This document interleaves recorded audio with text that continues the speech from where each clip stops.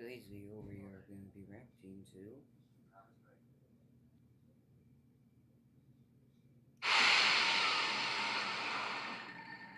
When I was in my senior we're going to be reacting to I think it's called 4 True Beach Horror Stories. You're watching the Bruce Carpenter Show. What's the matter, baby? They're recording a video. Recording a video? On your phone? Oh. It's a reaction. You recording it off of what? My phone. From what? What station? What, No, it's an app. I'm making a reaction video. It's for YouTube. It's a YouTube thing. YouTube. App. YouTube. Off from, yeah. I'm a YouTuber. What's the name of it? Well, the name of the video I'm reacting to is Mr. Nightmare's 4 True Beach Horror Stories. Oh, okay. It's... I just asked. Don't get upset. I'm not trying to... Sorry about that, guys. Before we get into the video, we are at 3 subscribers on the channel. We're trying to hit 1,000 subscribers.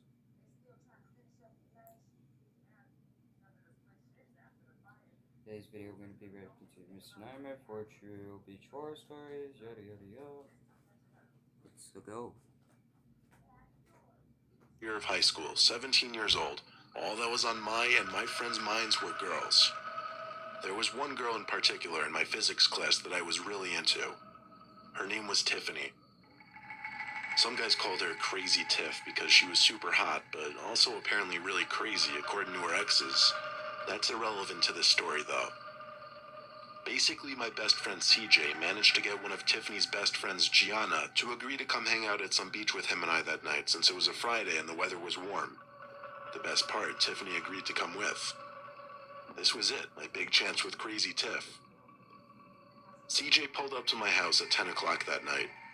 I hopped in shotgun and we went to pick up Tiffany and Gianna. On our way there, we agreed our first priority was getting me alone with Tiffany and CJ getting alone with Gianna.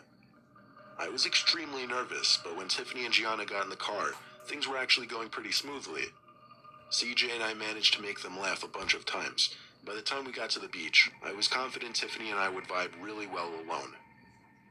I don't remember the tiny details of what happened after we stepped out of the car and onto the dunes, but I do remember the beach being completely void of any other people, and CJ somehow managed to go off alone with Gianna into the darkness after a few minutes, just like we planned. Tiffany and I took a walk down to the water and wet our feet and whatnot. Then we just laid in the sand and talked for a while. Things were going smoothly until Tiffany pointed out to the ocean. "What is that?" she said. I looked to where she was pointing but didn't see anything. I was laughing at her apparent delusion and got up to go closer to the water in hopes of maybe seeing what she saw. My feet touched the cold water, and that's when I was close enough to see it. There was a long, vertically standing object in the water. I inched a little closer and saw it move. I jumped out of the water and ran back to Tiffany. "It's a person," I said quietly to her. It was truly bizarre, the fact that anyone would be in the freezing cold water at this hour. Tiffany wanted to move because she was uncomfortable, and it seemed like whoever it was just watching us. Somehow it just felt like that. So we took a walk further down the beach until we thought we had privacy. We sat back down on the beach with nothing but the sound of the ocean waves and our voices. But Tiffany was once again the one to point out something. "Do you hear that?" she asked me. I did kind of hear it. It was like a smaller kind of splashing sound, but it stopped just as soon as it started.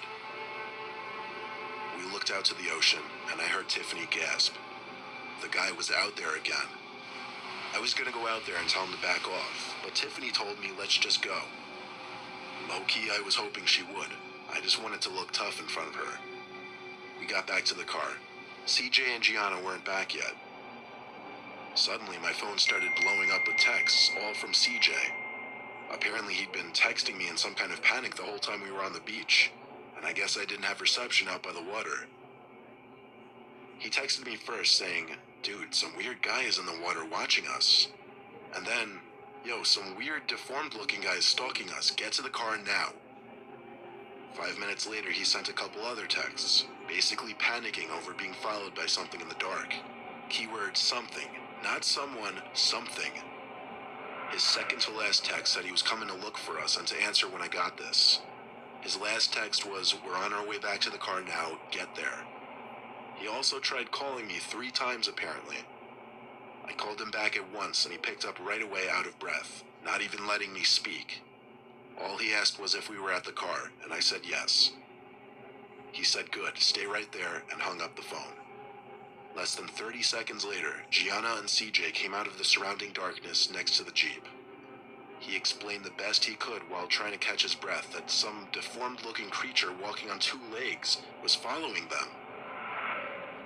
I didn't know whether to laugh at what he said or not. I told him about how we saw someone in the water too. He asked me to describe what it looked like. I kept getting confused by his way of describing the person, as if they were a creature. I told him it looked like a really tall, lanky person standing in the water. He said he got a chance to get a closer look at it, and it was some kind of deformed humanoid thing. Tiffany and I looked at each other, and now we kind of nervously laughed. What he was saying was just too bizarre, but I think parts of both of us took him seriously. Gianna vouched for what he was saying.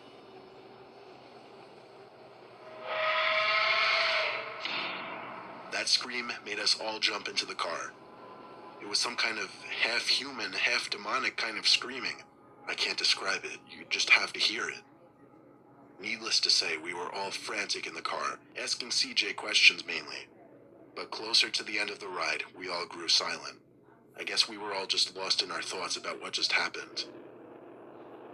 To give you an idea of how quickly all this happened, we were on the dunes for about half an hour. After I heard that sound, that scream, I did start to believe CJ partially, but I still feel like what I saw in the ocean was a person. But CJ's way of describing who, or what was following him as some kind of deformed humanoid thing on the beach is what still freaks me out the most. Well, I keep it dark on kind of my eyes. I have very bad eyes. I keep it very dark. You know my house is dark. Our old town in Florida was right by a bunch of different beaches. My sisters and I would frequently go to the beach during the sunset hours because less people were there and the views were always beautiful. Sometimes we'd play volleyball, sometimes we'd go in the water, and sometimes we'd just lay in the sand. My youngest sister, Ksenia, who was 13 years old, wanted to go in the water one night. The sun was setting and it was getting dark out, so as the older brother and basically the supervisor, I told her to be back in 10 minutes. She ran into the water, and after watching her for about a minute, I looked down at my phone. My other sister, who was 16 years old, wanted to play volleyball. I was up for it. There was a volleyball net and a poorly inflated volleyball.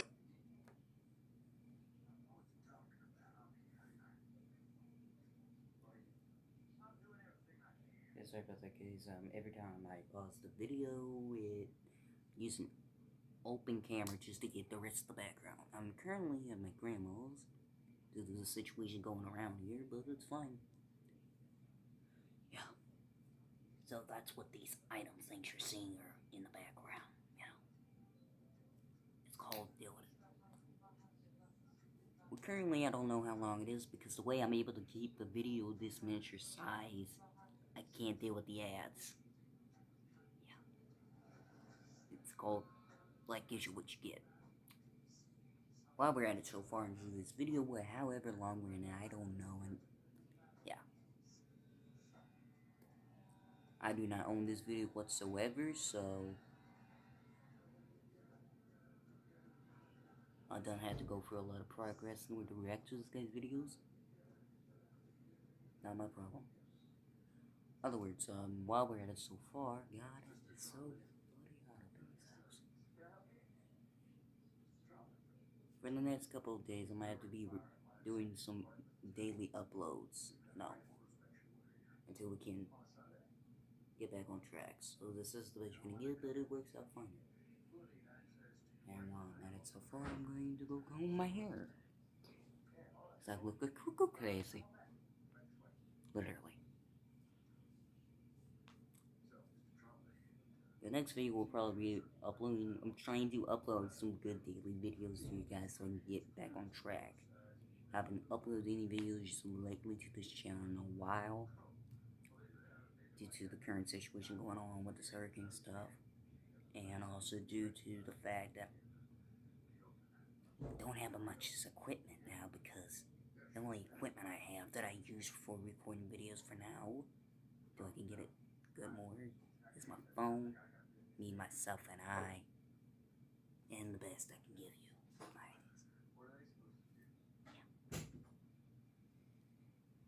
Manage your video here. Before we get so far into this thing, before I go comb my hair, just want to say, if you guys want to see more videos like this, don't forget to like and subscribe to this channel. I will leave. No. I will probably leave. Whatever. Otherwise, please don't forget to like and subscribe, smack that notification bell to always be notified of any new videos by me or this channel, but mostly just me on this channel. Sooner or later, guys, I'll try to get back on track too. Sorry for the long wait of uploading videos to you guys. I haven't been uploading as many videos as I wanted to due to the current situation going on in June. I really want to upload videos to this, guys, but it's kind of hard to do that. Number one, fresh out of ideas. Number two, it's kind of hard to do that when most of the stuff's on YouTube already. Number three, yeah, it's kind of hard to do that with the lack of equipment I have. Turn these lights out.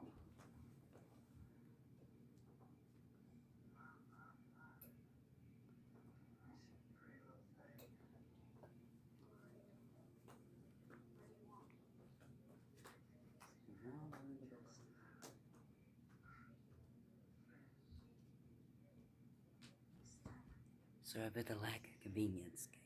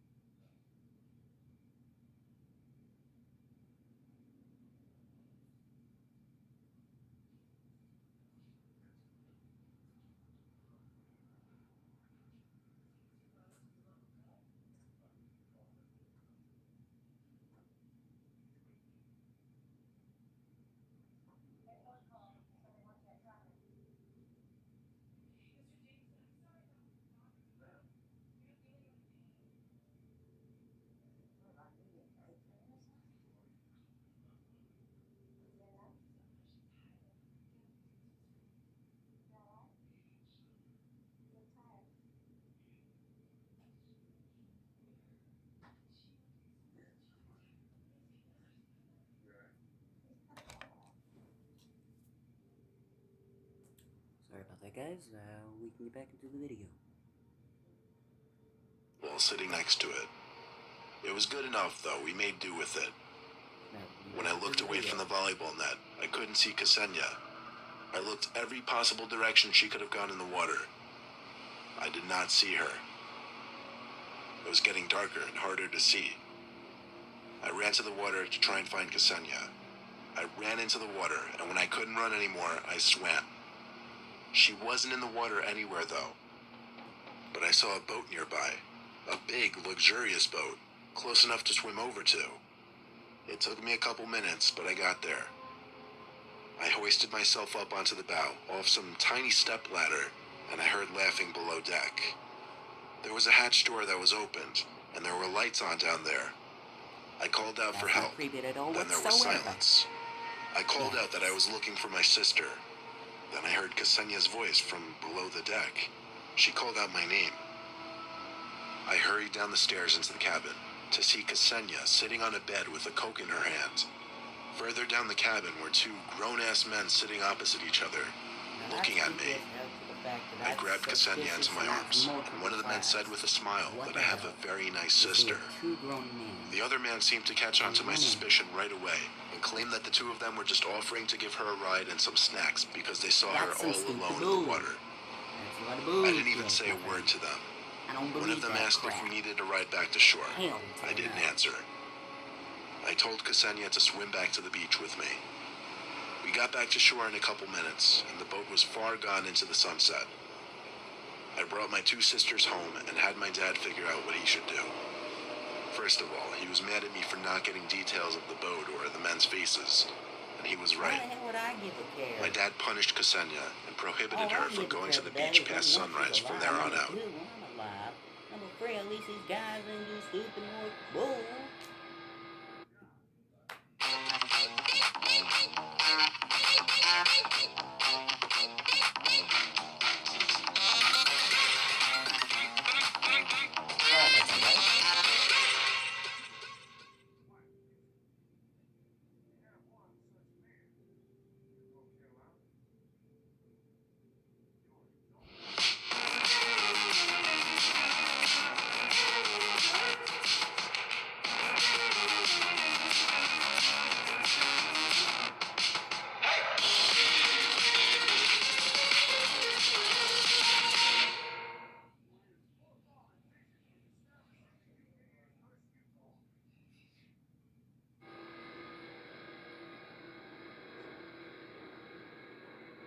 I have a beach house in Florida that I tend to visit with my girlfriend in the colder months up north.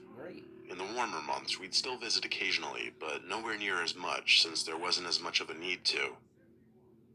It was early February, freezing up in Connecticut, so my girlfriend and I took a trip down to Florida to visit the beach house.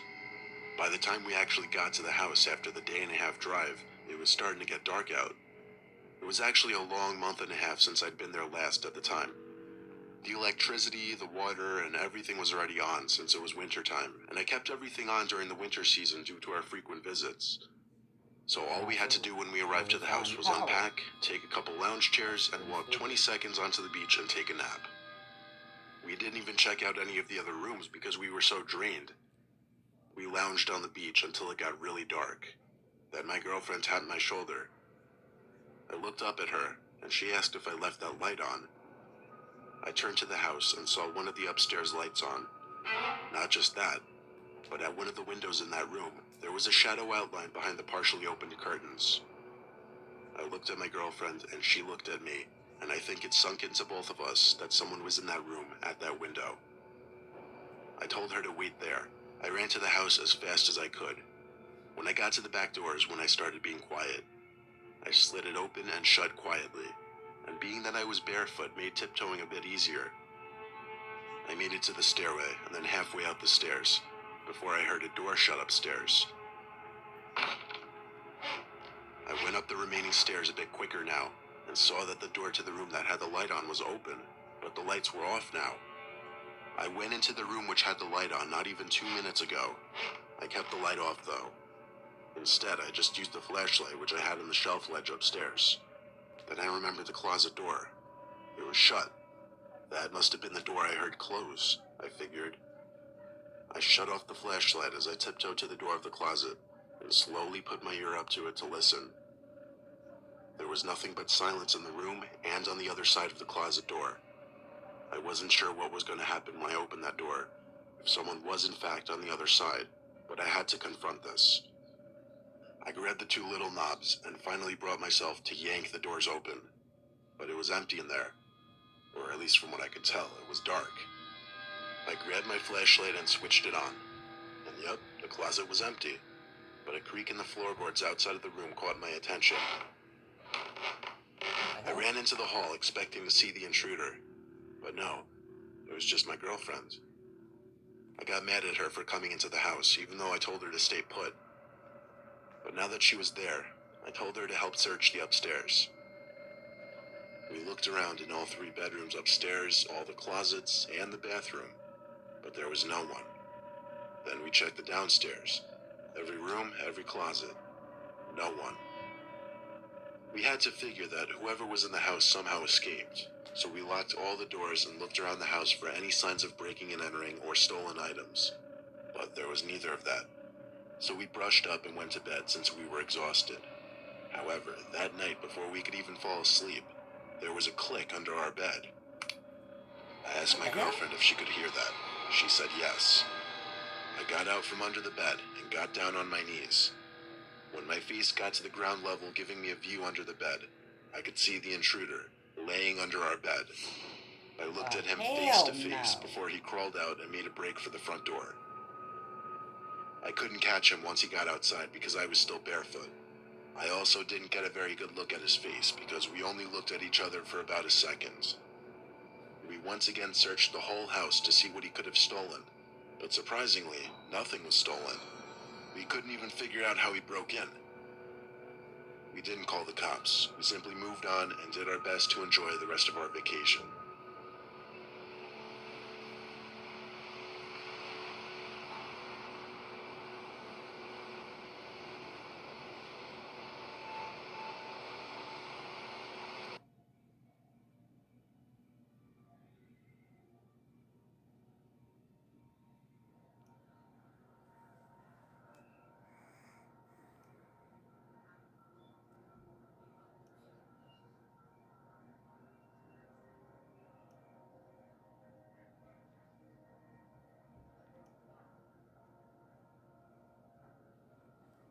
And that was, I think that was 4 true beach